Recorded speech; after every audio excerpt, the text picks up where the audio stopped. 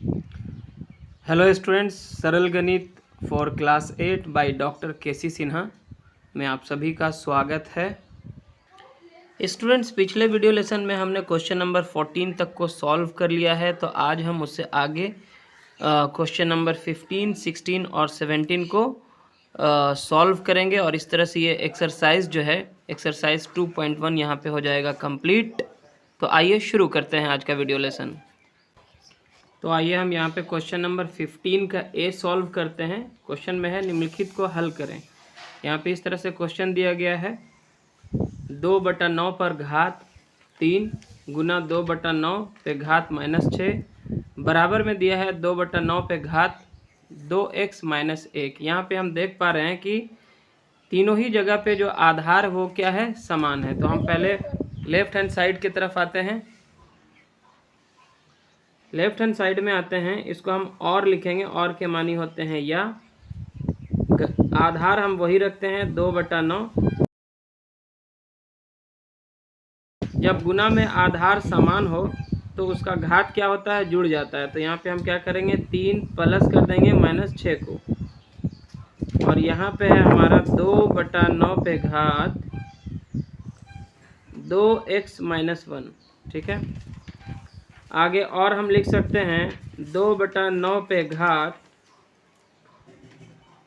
3 और plus minus क्या हो जाएगा, -6 बराबर है 2/9 पे घात 2x - 1। ठीक है, आगे और लिख सकते हैं आप 2/9 पे घात प्लस माइनस हो जाएगा 3। ठीक है, और यहाँ पे हो जाएगा 2/9 पे घात 2x - 1। अब आगे यहाँ पे हम देख रहे हैं कि दोनों ही ओर जो आधार है, आधार क्या है, समान है। तो हम दोनों आधार को क्या करते हैं, यहाँ पे कट कर लेते हैं, काट देते हैं। तो अब हमारे यहाँ पे बच गया -3 बराबर 2x - 1। ठीक है, और आगे आप बढ़ेंगे तो हो जाएगा -3, और ये -1 को इस तरफ लेकर आएंगे तो हो जाएगा +1 बराबर है 2x। और देखिए माइनस प्लस होकर के माइनस हो जाएगा, 2 यहाँ पे रहेगा और यहाँ है 2x।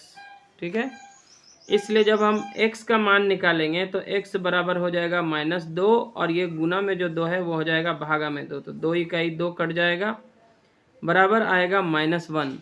तो ये होगा इसका हल, आंसर। और जस्ट इसी टाइप का क्वेश्चन है इसका बी में भी, इसको भी इसी तरह से हल करते हैं। इसको हम और लिख सकते हैं। देखिए यहाँ पे भी आधार जो है 3/5 3/5 3/5 है। तो गुना में जो घात है वो क्या होता है, जुड़ जाता है। तो यहाँ पे हम आधार एक ही रहने देते हैं 3/5, चूँकि दोनों ही 3/5 है। अब इसके घातों को क्या करेंगे, हम जोड़ देंगे, 4 + 7 हो जाएगा, और बराबर जो है वो है 3/5 पे घात 2x - 1 है। ठीक है, और इसको हम लिख सकते हैं 3/5 पे घात 4 7 हो जाएगा 11, और बराबर हो जाएगा 3/5 पे घात 2x - 1। अब यहाँ पे दोनों आधार समान है तो क्या होगा, काट देंगे, बचा क्या, 11 बच गया, और बराबर के उस पर बचा 2x - 1। और देखिए 11 -1 को इधर ले आते हैं, +1 हो जाएगा बराबर 2x, और हो जाएगा 12 बराबर 2x। इसलिए x बराबर क्या हो जाएगा, 12/2, और 2 छके हो जाएगा 12। अतः x का मान क्या आएगा, यहाँ पे 6 आएगा। और अब हम आइए क्वेश्चन नंबर सी को देखते हैं। इसका हल इस प्रकार से होगा। देखिए यहाँ पे दोनों जो आधार दिया गया है 2/5 पे घात 2x - 1 बराबर 2/5 पे घात 1 - x। यहाँ पे देखिए दोनों तरफ ही घात, यहाँ पे देखेंगे हम दोनों तरफ जो आधार है वो समान है, तो हम आधार को काट लेते हैं, और अब बच जाता है 2x - 1 बराबर 1 - x, और 2x, ये -x को इधर ले आते हैं, हो जाएगा प्लस में x बराबर हो जाएगा 1, और ये -1 उधर जाएगा तो हो जाएगा +1। ठीक है। आगे इसको हम लिख सकते हैं, देखिए 2x और 1x मिल के हो जाएगा 3x इक्वल्स टू हो जाएगा 1 + 1 2 हो जाएगा। इसलिए x इक्वल्स टू हम लिख सकते हैं 2/3, ठीक है, और ये हो जाएगा इसका आंसर। क्वेश्चन नंबर डी में आते हैं। ये भी इसी तरह का क्वेश्चन है as it is question number C के जैसा। आप खुद से इसको ट्राई कर सकते हैं, अदरवाइज़ आप देख लीजिए। यहाँ पे देखिए हम सिर्फ क्वेश्चन को ही उतार रहे हैं क्योंकि दोनों तरफ जो आधार है वो बिल्कुल ही समान है। तो पहले हम इसको नोट कर लेते हैं जैसे क्वेश्चन था, और एज इट इज़ मैंने क्वेश्चन उतार दिया। और अब हम क्या करते हैं, दोनों जो आधार है 2/3 दोनों और बराबर के, तो हम इस आधार को काट देते हैं क्योंकि दोनों ही समान हैं। और यहाँ पे अब बच जाता है x + 1 = 3x + 5, ठीक है। और आगे बढ़ते हैं, 3x को इधर ले आते हैं तो -3x हो जाएगा, इक्वल्स टू हो जाएगा 5, और ये प्लस में 1 है तो इसको उधर ले जाएंगे तो -1 हो जाएगा। और यहाँ पे प्लस माइनस 3x में से 1x जाएगा तो 2x हो जाएगा, और यहाँ पे बचेगा आपका 5 में से 1 गया तो 4 बचेगा यहाँ पे। और आगे हम लिख सकते हैं x इक्वल्स टू कितना हो जाएगा 4/-2, और ये कट जाएगा, देखिए 2 × 1 = 2, 2 × 2 = 4 में, तो यहाँ पे हो जाएगा 2, और ये जो माइनस साइन नीचे था इसको हम यहाँ पे सेंटर में कर देते हैं तो इसका आंसर आ जाएगा -2, ठीक है। और अब हम क्वेश्चन नंबर 15 का क्वेश्चन नंबर ई सॉल्व करते हैं। यहाँ पे दिया गया है 2/3x - 4 = 64। तो यहाँ पे सबसे पहले हम क्या करते हैं, 64 का गुणनखंड निकाल लेते हैं। तो यह क्या हो जाएगा, 2 से ये 32 बार में कटता है, और फिर ये 2 से जो है 32 16 बार में कटेगा, और फिर यहाँ से ये 8 बार में, और यहाँ से ये 4 बार में, और फिर 2 से ये 2 बार में। तो कुल मिलाकर कितना 2 आता है, 1 2 3 4 5 6। और इसको हम लिख सकते हैं 2/3x - 4 = 2/6 हम लिख सकते हैं इसको, क्योंकि 2/6 का मतलब होगा 64। 2 दूना 4, 4 दूना 8, 8 दूनी 16, 16 दूनी 32, 32 दूना 64। तो इसको इस रूप में हम लिख सकते हैं। अब आप देखेंगे कि दोनों तरफ आधार क्या है, समान हो गया, तो आधार क्या होगा, कट जाएगा, बचेगा क्या, 3x - 4 = 6। और लिख सकते हैं आप 3x इक्वल्स टू हो जाएगा 6 - 4 उधर जाएगा तो +4 हो जाएगा, और x इक्वल्स टू यहाँ पे हो जाएगा 6 4 कितना हो गया 10, और यहाँ पे 3 10/3। तो ये आपका आंसर हो गया, ठीक है। इसी प्रकार जब आप f को सॉल्व करेंगे तो यहाँ पे आप 27 का पहले अभाज्य गुणनखंडन निकाल लीजिए। तो 27 का हो जाएगा 3 × 9 = 27, और फिर 3 × 3 = 9, 3 पे घात 3 आएगा, 3 × 3 = 9, 9 × 3 = 27। और आगे इसको आप लिख सकते हैं 3/x + 5 = 3/3, ठीक है। 3/3 का मतलब होता है 27। अब दोनों तरफ आधार समान है तो आधार क्या होगा, कट जाएगा, और x + 5 बराबर हो गया 3, इसलिए x बराबर क्या हो जाएगा 3, और ये +5 उधर चला जाएगा तो -5 बराबर हो जाएगा प्लस माइनस में 2, ठीक है। और यही होगा इसका आंसर। और अब हम क्वेश्चन नंबर 16 को सॉल्व करेंगे। क्वेश्चन है निम्नलिखित में x y z का मान ज्ञात करें। पहला नंबर है ए में 2/x × 3/y × 5/z = 9000। आगे इसको हम और लिख सकते हैं 2/x × 3/y × 5/z बराबर, यहाँ पे हम क्या करते हैं 9000 का गुणनखंड निकाल लेते हैं, ठीक है।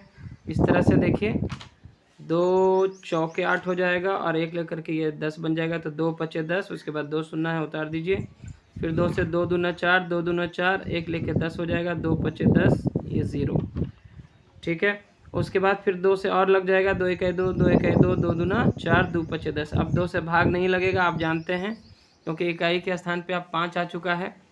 तो यहाँ पे हम 3 से भाग लगाएंगे। देखिए 5 2 7 1 8 1 9 है इसके अंकों का योग, यानी कि 3 से भाग लग जाएगा। तो 3 तिया 9 होता है, 2 बच जाएगा, 2 पर 2 22 हो जाएगा। 3 सत्ते 21, 1 बचेगा तो 1 पर 5 15, 3 बचे 15।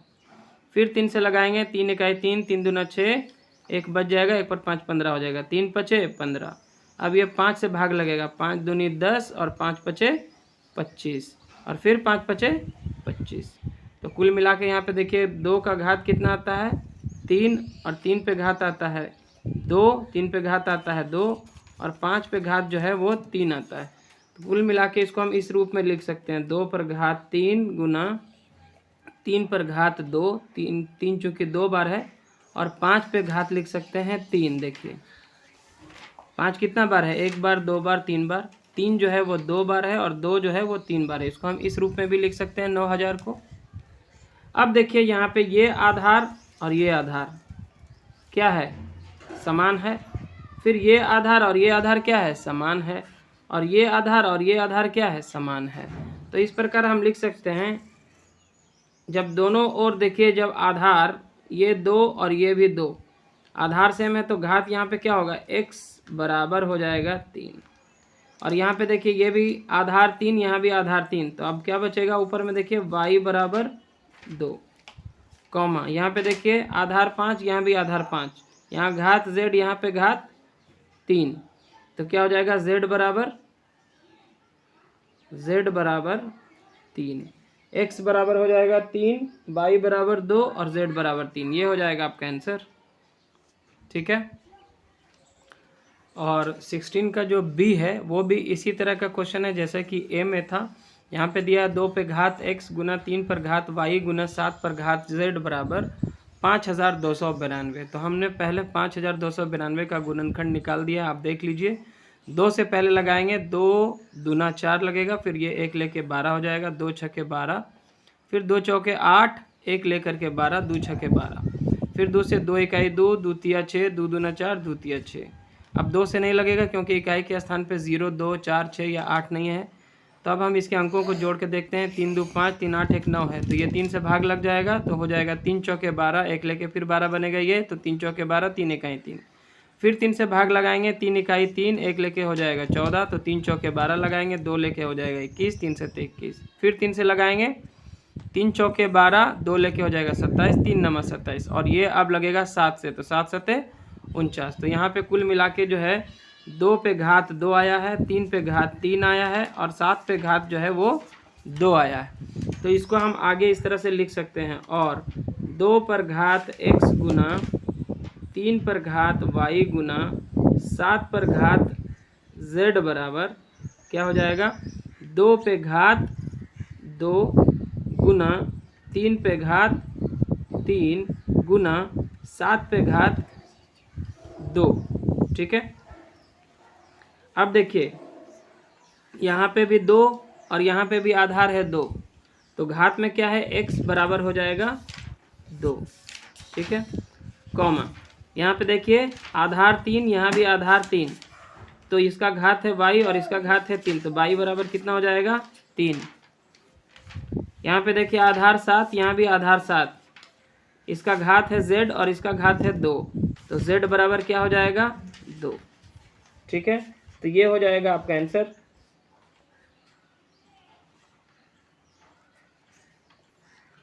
और अब हम 16 का सी देखते हैं। इसमें दिया है 2 पर घात x गुना 3 पर घात y बराबर 7 पर घात z बराबर है 2496।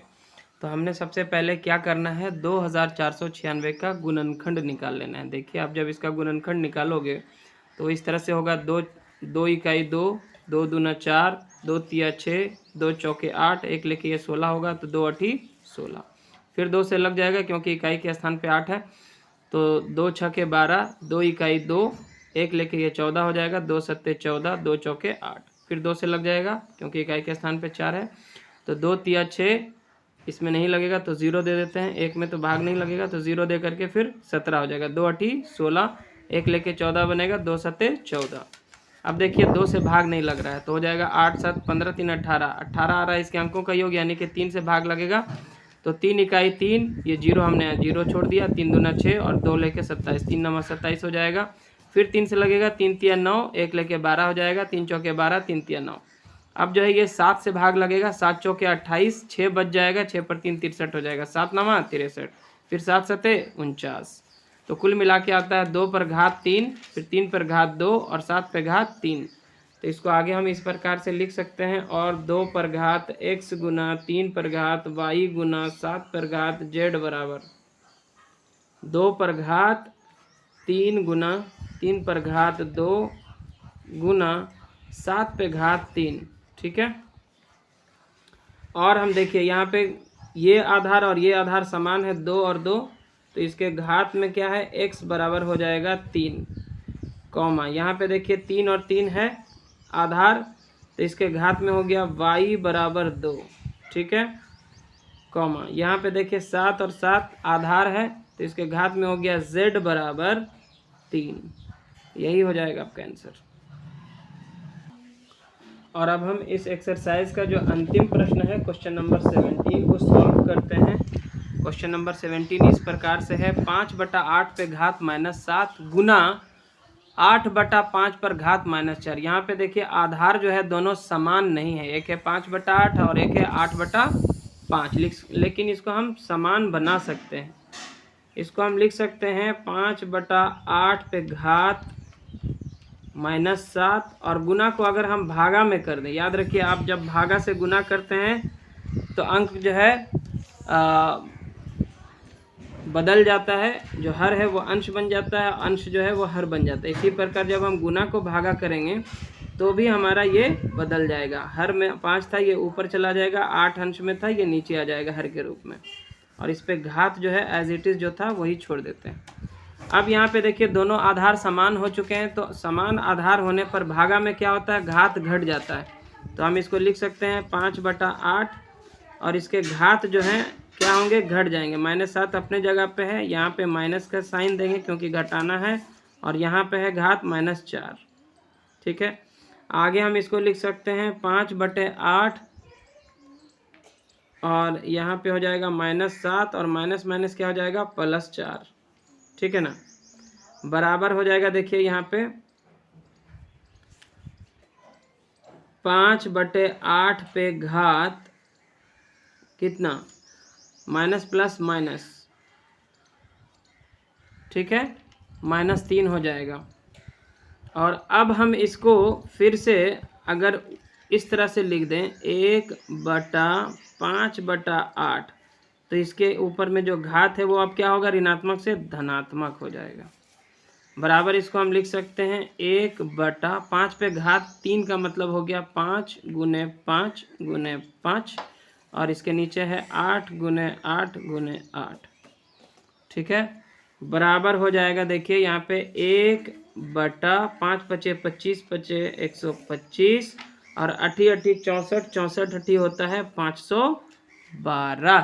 ठीक है, बराबर इसको हम लिख सकते हैं 1, जब इसको भागा को हटाएंगे तो गुना हो जाएगा, गुना करेंगे 512 ऊपर चला जाएगा और 125 आ जाएगा नीचे।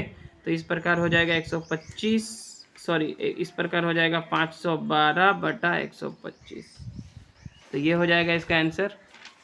सो स्टूडेंट्स, आई होप कि आपने इस वीडियो लेसन को अच्छे से समझा होगा, आपके जो डाउट्स थे वो क्लियर हुए होंगे। अगर आपको ये वीडियो लेसन अच्छा लगा तो लाइक करें, शेयर करें अपने सभी फ्रेंड्स के साथ, और चैनल पे नए हैं तो सब्सक्राइब करना ना भूलें। Thanks for watching.